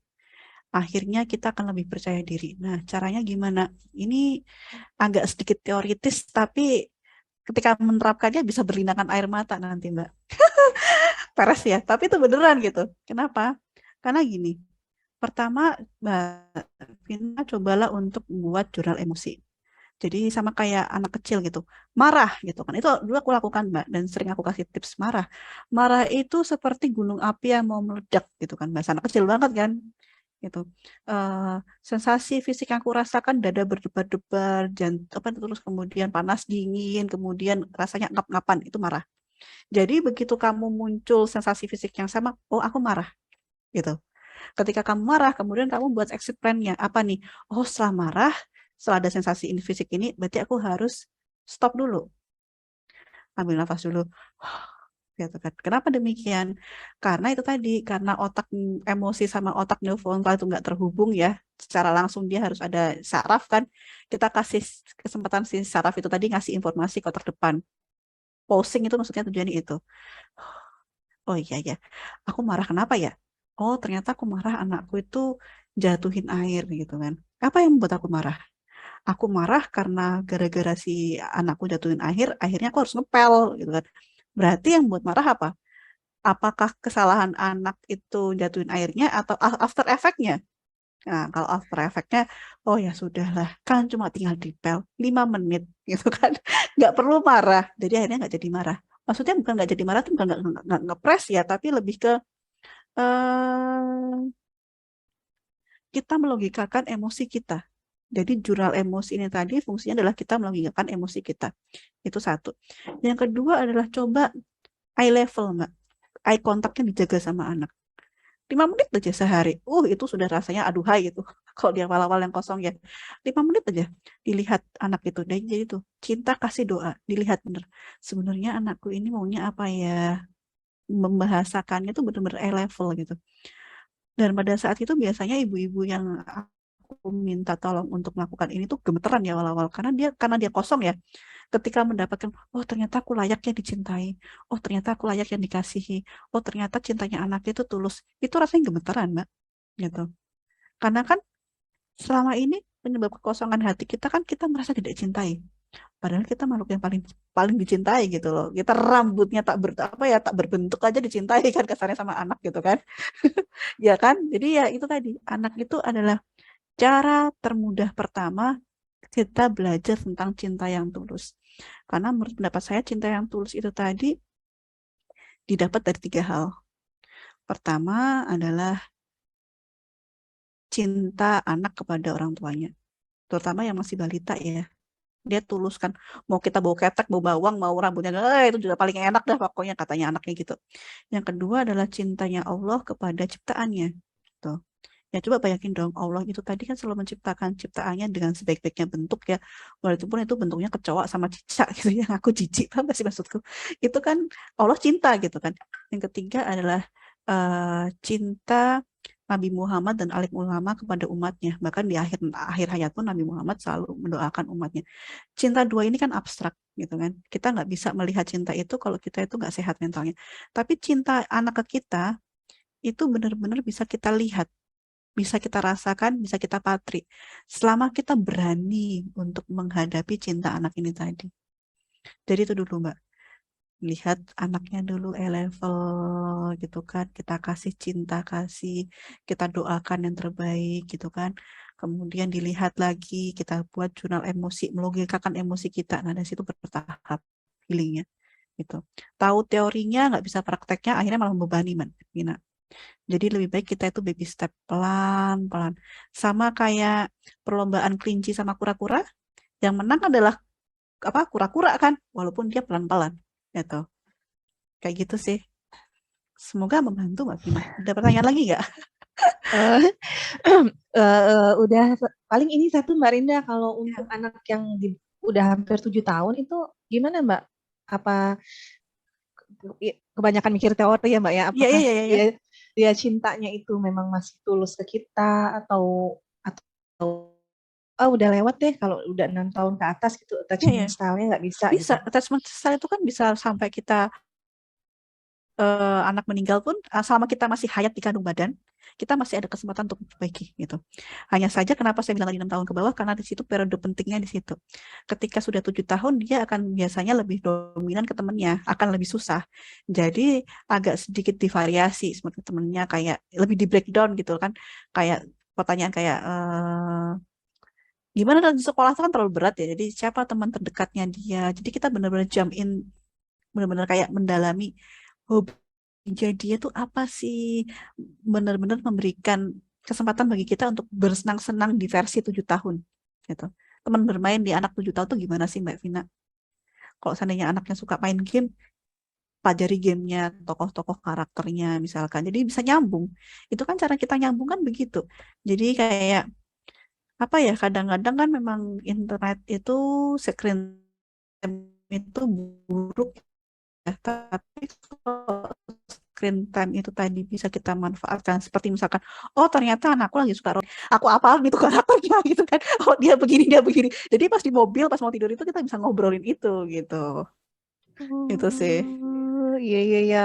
Oh iya, jadi kayak jadi ada sesuatu yang nyambung ya, dia seneng Bener, gitu ya. kalau kelulus kan kita bingung ya, mau kayak kan kayak kayak Mbak Vina deh gitu kan, jalan-jalan ke bis gitu terus tiba-tiba ada orang asing ngomong gimana kabar lo, gimana perasaan Mbak Vina, bingung kan gitu. Tapi kalau ada sesuatu yang nyambung, itu kan si anak akhirnya kan, oh iya ya, ibuku ternyata tahu toh gitu kan, gak sok asik doang kan gitu loh. Ibuku ternyata interest sama yang aku interest ya, gitu ya Mbak Rinda Betul, ya. Oh iya betul iya iya. gitu. Iya. Senang banget Mbak Rinda, Mbak Nabila ini Alhamdulillah. healing, connecting ya, apa Mbak? Healing, Parental healing. kita tuh berbarengan antara healing Iya, terus connect, dengan anak. healing gitu Ya, ya Mbak ya. ya, Heeh. ya. Thank you, Kasih. makasih banyak Mbak Sama-sama. Rinda, Mbak Nabila. Bermanfaat ya. Terima kasih banyak Bu Vina sudah mau membagikan kisahnya dan sharing bareng nih. Oh iya, apa mungkin mau sedikit menambahkan nggak apa-apa ya Bu? Monggo silahkan, itu kan tugasmu di sini ya kan. Nah, terkait tentang pertanyaan terakhir itu untuk anak usia 7 tahun. Memang benar sekali, di usia 7 tahun itu anak-anak sudah mulai terbentuk rasa kepemilikannya, terus sudah mulai lebih interest dengan lingkungan luar, lingkungan yang belum dia kenal gitu kan. Makanya lebih dekat dengan teman-teman. Nah, selain mendekatkan diri dengan cari hal-hal yang bikin anak tertarik, bisa juga melakukan pola komunikasi yang namanya iMessage. Mungkin ini ada beberapa orang tua yang sudah pernah mendengar sebelumnya. Jadi di iMessage ini kita diajak untuk mengenal perasaan. Jadi selain bikin jurnal tadi, kita juga bisa untuk mengenali dulu di situasi seperti apa sih. Oh, ternyata di situasi kayak gini perasaanku ini nih. Terus setelahnya kita bisa mempertanyakan juga kenapa perasaan itu muncul. Dan yang terakhir, kalau perasaan itu muncul harus apa? Nah, di 3 step ini kita juga bisa jadikan bahan untuk berkomunikasi dengan anak. Jadi bukan berarti ketika semakin anak besar kita nggak bisa untuk memberikan waktu buat mereka, tapi justru di saat itu karena mereka sudah lebih bisa untuk diajak komunikasi, kita ngasih waktu singkat-singkat aja 5 menit, 10 menit, dan itu bertahap, itu bisa jadi momen yang menyenangkan buat membangun attachment sama anak, seperti itu.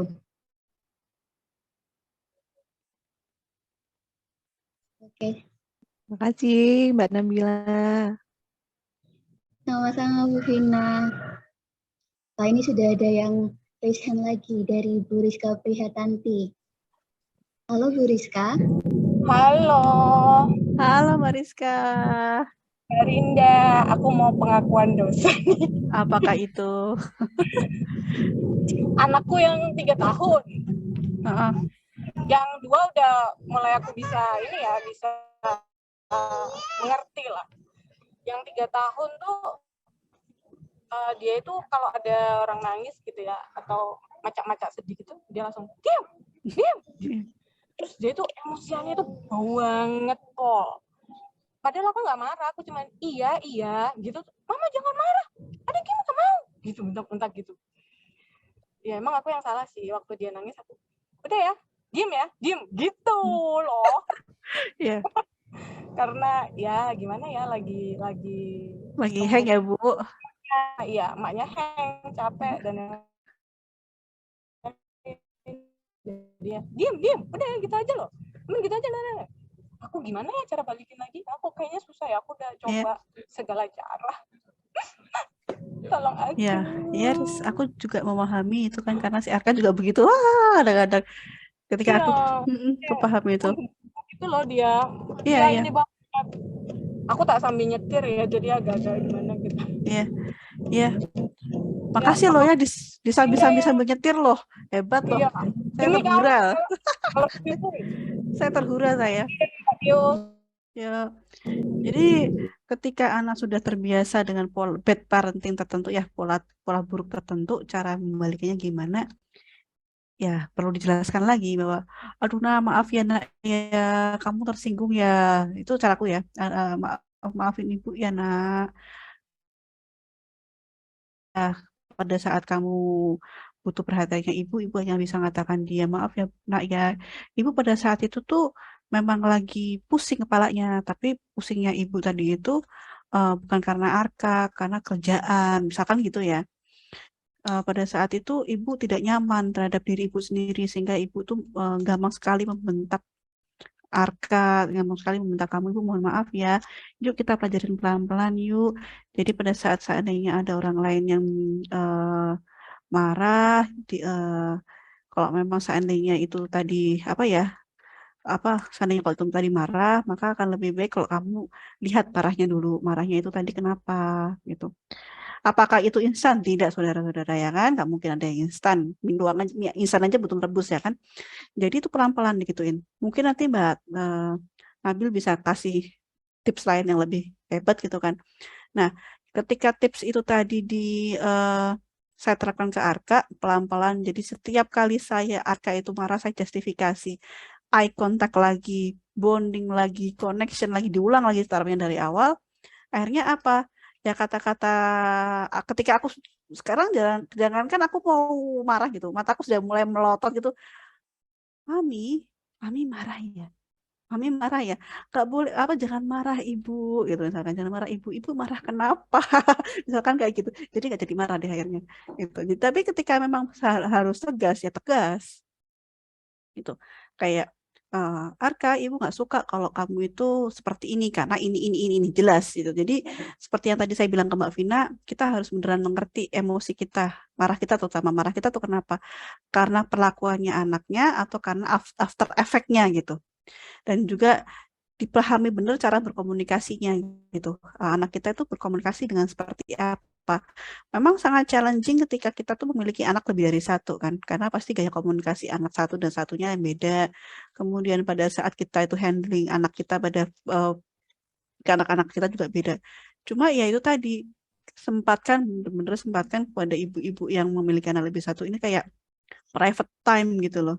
Kita berusaha untuk kayak lebih menyempatkan waktu bersama anak agar kita tahu sebenarnya anak itu jalan pikirannya apa, mengapa dia tidak menyukai ini, terus kenapa dia itu gak bisa memanage emosinya, terus minta maaf.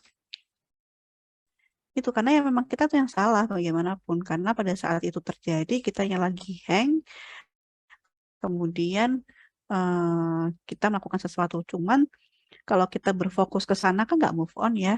Jadi ya itu tadi, mohon maaf ya nak ya, ibu juga sedang belajar.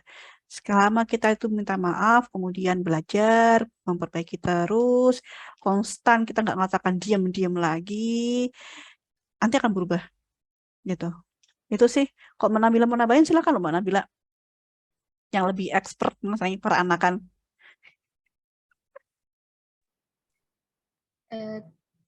Belum sih Bu, dan ini sudah ada 2 orang lagi nih yang mungkin ingin sharing bersama. Dari Bu Putriana Cahya. Wah, ini masih ibu-ibu juga. Iya. Halo Bu Putri. Iya sayang. Kenapa sayang? Halo Mbak Putri. Oh, Mbak Rinda.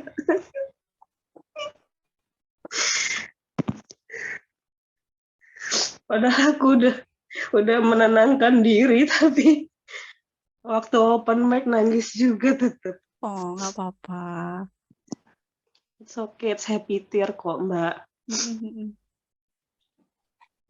Tadi tuh waktu dengerin webinar itu kan aku sambil rungsing ya. Aku masih ngurusin makan, masih masak, rumah kotor dan segala macem. Terus kayak tahu nggak sih waktu mendengarkan sepanjang webinar itu kayak ada perasaan tidak nyaman gitu kan di aku. Kenapa ya kok ada perasaan nggak nyaman gitu, tapi kayak masih belum ketemu. Sampai akhirnya Kalau lagi mau tidur Ibu. Oh iya pakai selimut, kasih ya. Pintarnya. Terus sampai akhirnya aku nggak sengaja lah ngegas ke anakku. Terus surprisingly dia itu bener yang kata Mbak Rinda bilang, kayak dia tuh aware sama keadaan ibunya gitu. Jadi dia udah ibu ngomongnya keras, kamu marah ya. Kalau marah kamu ke kamar dulu. Kamu tarik napas dulu, dia bilang gitu. Ke kamar ya ibu, itu aku lagi masih masak. Iya aku ke kamar dulu ya, aku mau menenangkan diri, aku bilang. Dan dia nyamperin aku ke kamar. Kamu kayaknya lagi marah ya, aku mau peluk. Aku mau peluk kamu. Aku ambilkan air putih untukmu ya. Kayak tapi perasaan gitu semakin nggak nyaman. Sampai akhirnya Mbak Rinda bilang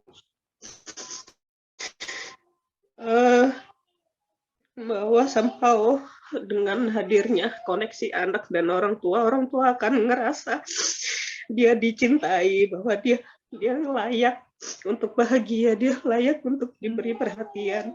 Itu aku langsung pecah banget nangisku, kayak bisa tuh melakukan hal-hal yang orang tua aku nggak lakukan ke aku ketika aku bersedih. Jadi kayak apa ya?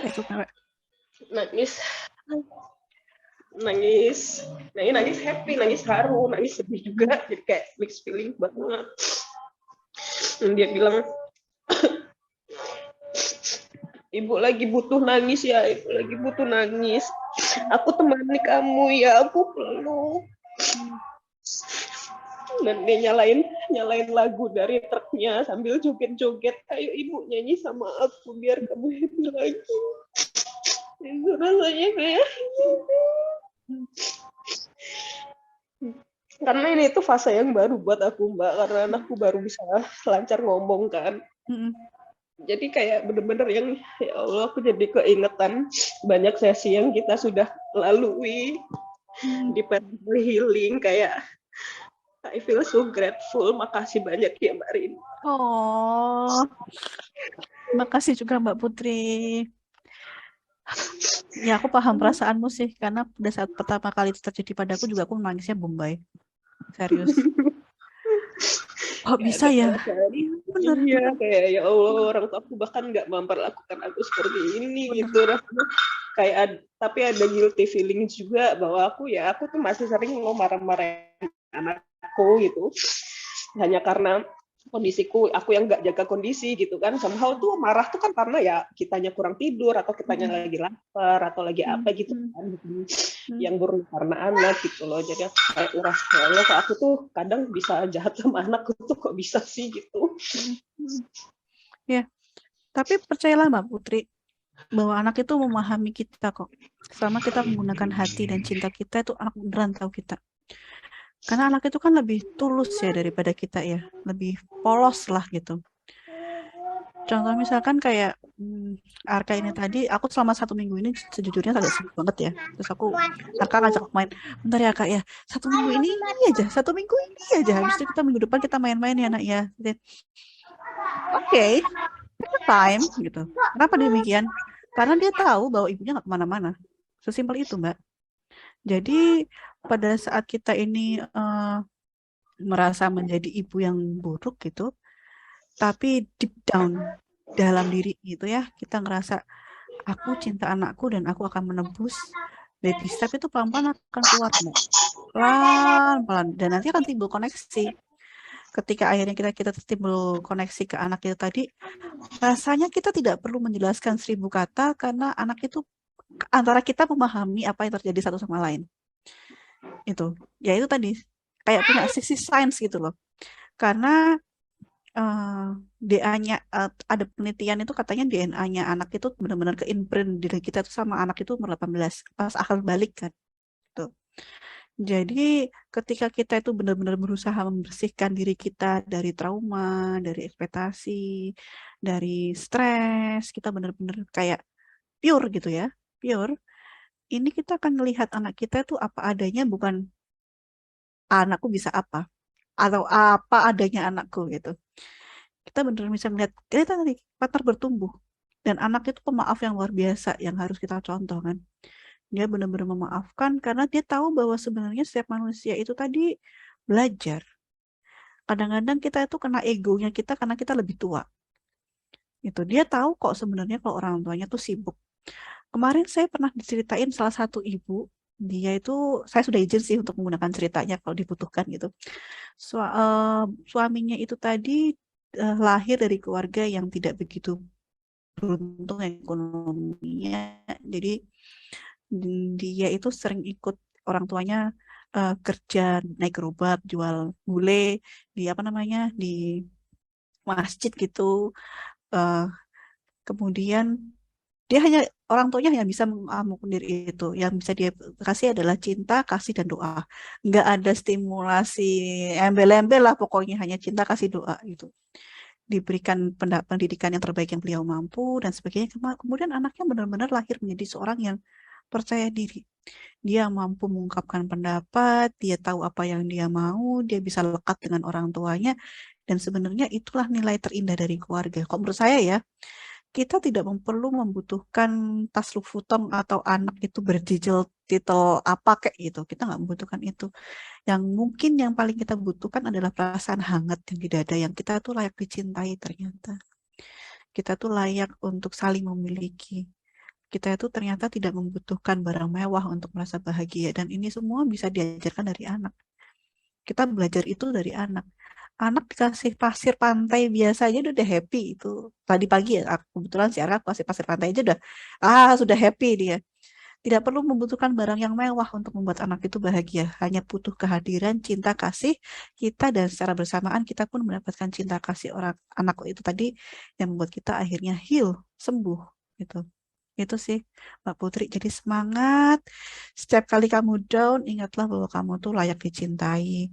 Setiap kali kamu itu merasa kayak aku nggak berharga karena tidak memenuhi ekspektasimu atau ekspektasi orang lain, lihatlah Wisang karena kamu nggak usah ngapa-ngapain aja Wisang masih cinta gitu. Jadi dengan semangat itu tadi kita berusaha untuk menjadi apa ya, versi terbaik dari diri kita sendiri. Kita nggak perlu berlomba-lomba dengan orang lain, dengan ekspektasi diri kita sendiri. Kita hanya perlu kayak apa ya, settle down, berbaik apa ya, kalau seandainya ditarik dalam teori keagamaan, tertatih-tatih menjadi terbaik di hadapannya Allah gitu. Karena saya percaya nih ya ibu-ibu, perjalanan healing ini tadi berbarengan dengan perjalanan spiritual. Jadi semakin kita itu menenangkan diri, semakin diri kita tenang, maka semakin kita mudah untuk melihat bahwa ternyata segala sesuatu yang terjadi dalam dunia ini itu ketetapannya Allah. Kita nggak bisa, walaupun itu menyakitkan, walaupun kita berdarah-darah, walaupun kita menangis-nangis, tetapi karena ini tadi ketetapannya Allah, ya tujuannya terbaik dan seperti sidik dari kita, unik. Jadi setiap cerita kita adalah unik, setiap cerita dari kita itu adalah menjadikan itu identitas kita, dan setiap dari cerita kita itu tadi berhak menjadikan kita lebih bahagia dan baik lagi. Gitu sih kira-kira. Semangat Mbak Putri dan ibu-ibu yang lainnya. Terima kasih Mbak. Sarangeo. Sarangeo.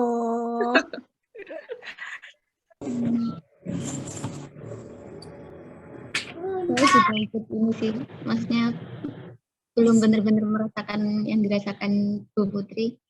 Saya belum benar-benar mengalami pengalamannya, tapi tadi emosinya sangat tersampai. Terus ini juga banyak sekali dari peserta yang lainnya. Dan jauh, Putri.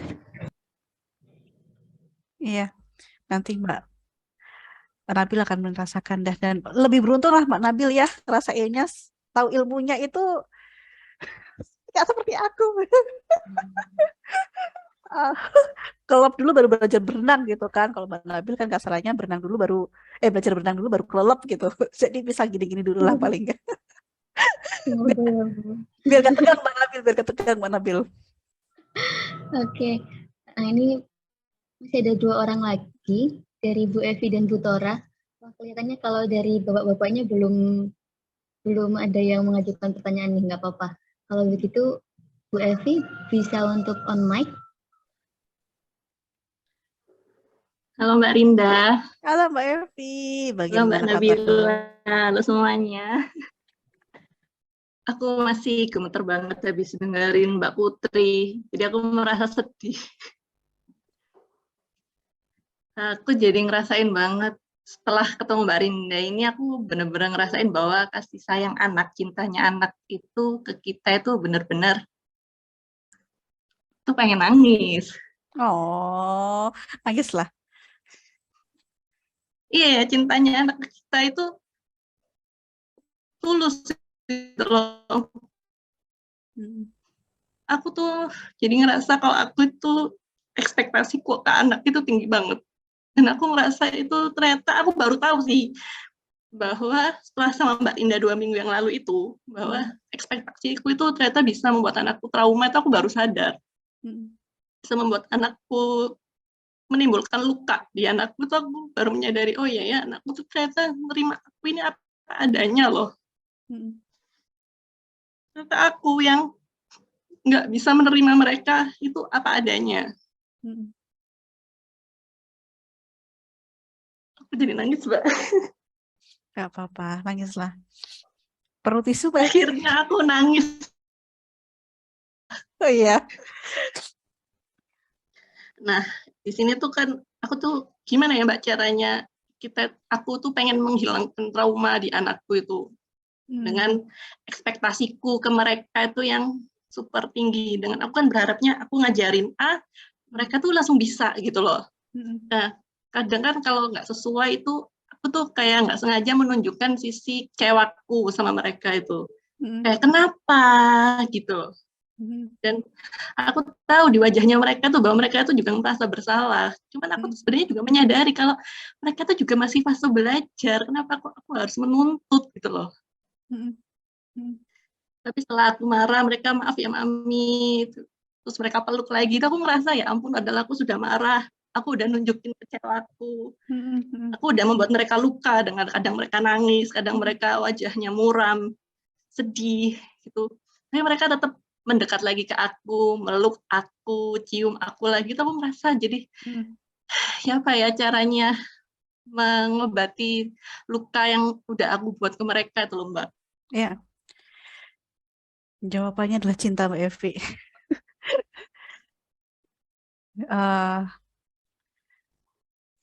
Apa ya, kayak aku bakal kayak gini. Healing itu salah satu cara terbaik agar kita itu menetralkan ekspektasi kita. Karena seringkali, ini agak panjang ceritanya nggak apa-apa ya, tapi biar paham gitu. Kadang-kadang gini, seringkali orang itu, apalagi kan tadi Mbak Hevi bilang bahwa kosong kan, karena kamu merasa kosong, maka kamu berusaha untuk berekspektasi gitu. Karena terbiasa, polanya terbiasa karena kalau kamu nggak berusaha, maka kamu nggak like dicintai. Dan itu tadi diteruskan ke anak. Jadi, maka cara yang paling mudah itu sebenarnya, bukan mudah sih ya, paling paling on the spot lah ya. On the spot itu ya self love Mbak Evi. Kamu harus mencintai dirimu sendiri dulu, baru kemudian kamu bisa mencintai orang lain. Cuma tahap self love ini tadi juga harus hati-hati gitu, karena aku tuh mendiscover bahwa self love itu tadi memiliki paling tidak 4 tingkatan. Self love yang pertama itu biasanya bentuknya revenge. Balas dendam doang. Dulu aku nggak dikasih, maka aku sekarang akan meminta. Dulu aku nggak dikasih spotlight, maka sekarang aku akan berusaha untuk mendapatkan spotlight dengan cara apapun, dengan cara yang baik atau tidak baik. Akhirnya ya tadi independen kan, gitu. Kita menunjukkan bahwa kita tuh mampu dan bisa. Nah, ketika kita sudah tidak mampu dan tidak bisa karena kita sekarang menjadi ibu rumah tangga, kita menjadikan anak itu tropi, gitu. Self love itu biasanya. Jadi cinta ini tadi kita menjadi salah tafsir gitu loh. Seharusnya cintanya itu tadi, self love-nya itu tadi adalah bentuk pertama adalah bentuk revenge. Kita berusaha menjadi sosok yang unik, tapi sekarang karena kita ibu rumah tangga itu menjadi tidak unik, kita menjadikan anak sebagai tropi. Sampai sini paham ya? Itu self love yang pertama. Kemudian self love yang kedua ini yang tadi aku berusaha ajarkan di hari ini adalah yang kedua. Yaitu kita berusaha untuk melihat ternyata kita itu layak dicintai. Bahwa ternyata itu cintanya ke anak kita itu tulus. Bahwa ternyata itu Allah dan Tuhan kita itu ternyata mencintai kita. Bahwa ternyata Nabi Muhammad itu dan mungkin tokoh agama lain itu mencintai kita. Kedua. Dan ketiga, ketika kita akhirnya berhasil melok gitu kan perasaan bahwa oh ternyata anak mencintai kita, kita berusaha untuk menerjemahkan rasa cinta itu ke diri kita sendiri. Oh, karena anakku mencintaiku, karena Allah itu mencintaiku, karena Nabi Muhammad itu mencintaiku, berarti aku tuh layak untuk dicintai. Jadi agak sedikit abstrak ya, tapi ini benar-benar ngefek itu kayak kita benar-benar mengisi relung hati kita dengan cinta. Gitu kan? Kita membuat kepercayaan diri bahwa kita ini sebenarnya pribadi yang menyenangkan dan lovable gitu, dicintai. Akhirnya kayak pretelan-pretelan kayak kita harus hebat, kuat, dan luar biasa itu tadi menjadi luruh. Kenapa demikian? Karena salah satu prinsipku adalah ini tadi ketika kita sudah sampai step yang ketiga ini, akhirnya kita yang bisa menjatuhkan dan merendahkan saya itu hanya Allah. Gitu kasarnya begitu ya. Jadi kayak sanjungan, kemudian cibiran, kemudian kritikan, walaupun itu tigeling beneran kayak orang dikitik-kitik gitu ya, tapi tidak membuat saya down karena semua yang saya lakukan adalah untuk Allah. Akhirnya muncullah keempat, melepaskan. Jadi cinta yang tak lekat itu maksudnya adalah karena kita akhirnya berhasil mencintai diri sendiri, kemudian kita mewujudkan dalam bentuk cinta yang lebih besar. Itu kalau bahasa positif parentingnya adalah gratitude. gitu kan. Ini akhirnya kita akan melepaskan semuanya bahwa oh iya, kita ini lahir nggak punya apa-apa, mati pun nggak punya apa-apa. Jadi mengapa saya harus berekspektasi terhadap apa-apa? Tapi bukan berarti kita itu nggak bisa ngapa-ngapain karena kita masih hidup. Cuma itu tadi ekspektasi. Karena sejatinya cinta ini tadi dia itu rasa kan, ya kan? Dengan 1000 bahasa tetap mendeskripsikan cinta itu rasa. Rasa yang bisa kita rasakan ketika kita itu merasa dicintai. Nah, ini tadi kita belajar, Mbak Evi. Jadi semakin kamu itu belajar memahami tentang anak, semakin kamu itu parental healing, maka akan semakin muncul kepercayaan diri menjadi orang tua dan menghealing kita bahwa oh, ternyata saya ini hidup memang sudah ditakdirkan seperti ini. Jadi untuk apa saya kecewa? Ya, kecewa itu manusiawi ya, tapi setelah pada tahap ini rasanya kayak, oh ya sudah, saya ikhlaskan semua yang terjadi karena ini tadi adalah kehendak ilahi gitu. Itu terus dilatih Mbak Evi, nanti pelan-pelan juga akan ketemu jawaban dari hidupmu. Jadi kasarnya kamu tidak perlu bersembunyi dengan sosok Evi yang ceria, cukup jadi kamu apa adanya, semua orang pun mencintaimu. Gitu sih kira-kira jawabannya Mbak Evi. Bisa diterima nggak? Bisa, Mbak. Aku masih terbawa perasaan tentang anak-anak yang mencintai ibunya dengan tulus. Terima kasih Mbak Linda. Semangat buat Sama-sama. ibu-ibu. Semangat ya Mbak Evi Anak-anak ya. kita itu luar biasa banget. Ya. Mencintai ibunya apa adanya itu benar-benar. Betul. Betul. Betul. Terima kasih Mbak Evi ya sharing ceritanya ya. Semangat ya. Terima kasih Mbak Linda. Ya. Ya. Silakan Mbak Nabila. Oke, wah. Apa cerita lain yang menyentuh juga dari Bu Evi? Dan mungkin memang terkait ekspektasinya Bu, bahkan saya yang belum benar-benar menjalani proses parenting itu seringkali punya ekspektasi seperti itu. Iya, betul. Gimana harus bersikap gitu kan. Iya. Sebenarnya ekspektasi itu kan manusiawi ya. Ekspektasi itu sebenarnya kalau bahasa positifnya motivation lah ya, motivasi kan. Cuma ketika kita terlalu berambisi terhadap motivasi kita, akhirnya kan kita muncul kelekatan ya, yang itu akhirnya membuat kita nggak happy gitu. Jadi ya sebenarnya kan manusia berusaha itu kan hanya apa sih bahasa sederhananya itu mendekatkan diri pada kenyataan gitu kan Mbak sih Mbak? Apa sih bahasa Arab, apa istilahnya Islam? Aku lupa. Istikharah atau apa ya? Aku lupa lah. Jadi pada dasarnya itu karena sebenarnya hasil akhirnya itu kan hanya di Allah ya, di pencipta kita ya. Jadi ketika kita akhirnya hanya kayak ya sudah yang penting saya berusaha semaksimal yang saya mau, hasil akhirnya di Allah, maka itu akan hilang pelan-pelan. Gitu kan. Yang penting saya belajar, hasil akhirnya diterima atau enggak itu adalah kehendak Allah, maka hilang pelan-pelan. Tapi kalau kita nggak belajar, terus kemudian kita itu kedukun misalkan, akhirnya kita kecewa kan, kenapa aku tadi kemarin nggak belajar. Jadi lebih baik ya usaha aja. Usaha